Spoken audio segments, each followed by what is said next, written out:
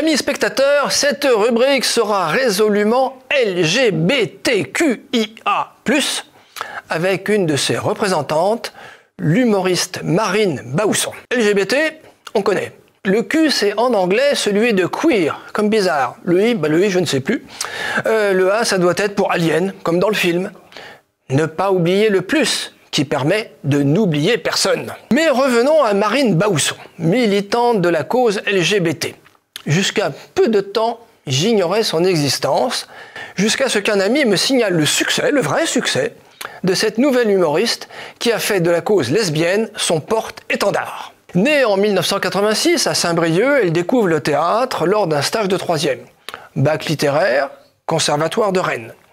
Sa carrière démarre vraiment en 2009 quand elle joue la pièce « La lesbienne invisible » d'Océan Getty, ou Getty, je ne sais pas comment on dit, ancienne homosexuelle devenue homme trans.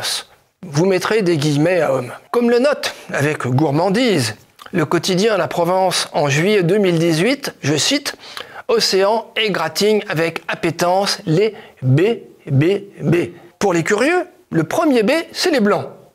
Qu'il est de bon ton de moquer. Passons rapidement sur la carrière de la Baousson. Être lesbienne militante ouvre bien des portes avec ou sans talent. L'humoriste enchaîne les spectacles Fearless, un one-woman show, mais elle est aussi présente dans les séries, dans les films, Commissaire Magellan, Mission Evelyne, ou à la radio, les Open du Rire, et encore à la télévision. À partir de 2020, elle lance son propre podcast, Vulgaire, adapté en livre chez Flammarion en 2022 et aussi en spectacle. Sur le fond, la vie et la carrière de Marine Baousson n'ont aucun intérêt. Par contre, sur la forme, en tant que symptôme d'une époque, c'est vraiment intéressant. C'est le culte de la laideur et de la vulgarité. Un enthousiasme pour l'informe qui a pu être constaté lors du dernier Eurovision avec la victoire du Suisse Nemo. Une espèce de quoi? Une espèce de machin. Je ne trouve pas d'autre mot. Indifférencié ethniquement et sexuellement, une sorte de poussin orange transgénique qui aurait été irradié à Tchernobyl. Reprenons une excellente analyse de cette mode avec Mathieu Boccoté dans Le Figaro du 18 mai 2024, parlant entre autres du phénomène non-binaire Nemo, mais applicable à la Baousson.